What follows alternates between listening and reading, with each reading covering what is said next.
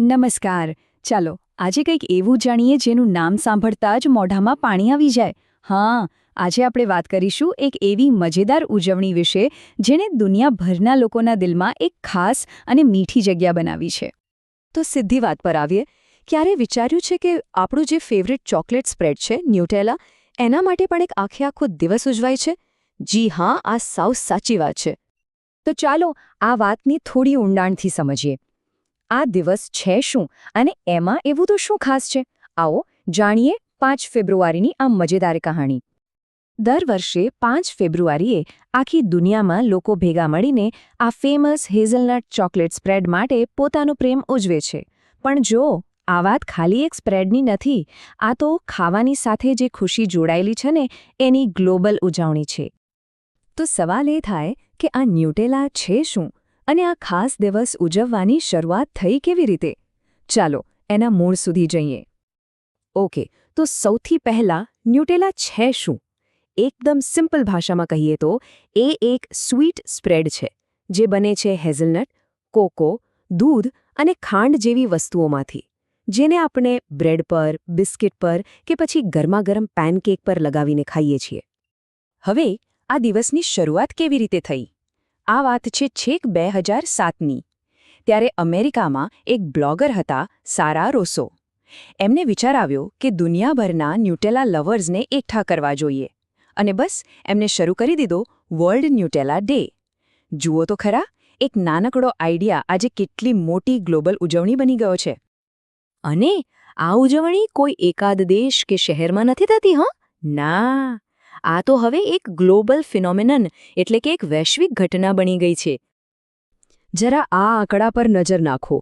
160થી પણ વધારે દેશો. વિચાર કરો, આ જે ન્યૂટેલા 160થી વધુ દેશોમાં એટલું પોપ્યુલર છે.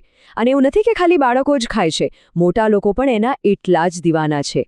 આ બતાવે છે કે એની પહોંચ ક્યાં સુધી છે. તો લોકો આ દિવસે કરે છે શું? વેલ, જાતજાતની નવી વાનગીઓ બનાવે છે, સોશિયલ મીડિયા પર મસ્ત ફોટા અને રેસિપીઝ શેર કરે છે, અને સૌથી ઇમ્પોર્ટન્ટ, પોતાના લોકો સાથે, પરિવાર સાથે મીઠી યાદો બનાવે છે. આ એક રીતે જોઈએ તો સાથે મળીને ખુશીઓ વહેંચવાનો તહેવાર છે. પણ આ બધી વાત ખાલી એક સ્પ્રેડની નથી, એની પાછળ એક ઊંડો મતલબ છુપાયેલો છે. ચાલો એને સમજીએ. આ ખાલી એક સ્પ્રેડથી ઘણું વધારે છે. આ દિવસનો અસલી હેતુ છે ખુશીઓ વહેંચવાનો, પરિવાર સાથે ક્વોલિટી ટાઈમ વિતાવવાનો અને ખાવાની સાથે જે સારી ફિલિંગ્સ જોડાયેલી છે ને એને સેલિબ્રેટ કરવાનો.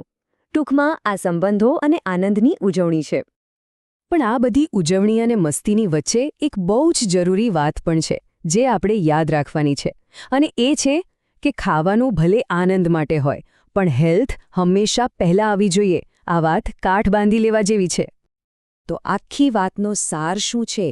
એ છે બેલેન્સ, સંતુલનનો આનંદ. આપણે મીઠાશ પણ માણીએ અને આપણું સ્વાસ્થ્ય પણ જાળવીએ. આ બંનેને સાથે રાખીને જિંદગીની મજા કેવી રીતે લેવાય?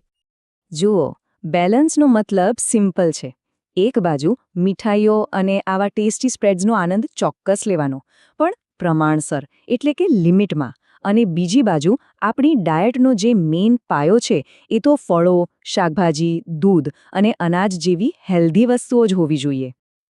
સાચું ન્યુટ્રિશન એટલે બીજું કંઈ નહીં પણ એન્જોયમેન્ટ અને હેલ્ધી લાઇફસ્ટાઇલ વચ્ચેનું પરફેક્ટ બેલેન્સ શોધવું. સેલિબ્રેશનનો મતલબ એ બિલકુલ નથી કે આપણે હેલ્થને સાઇડ પર મૂકી દઈએ.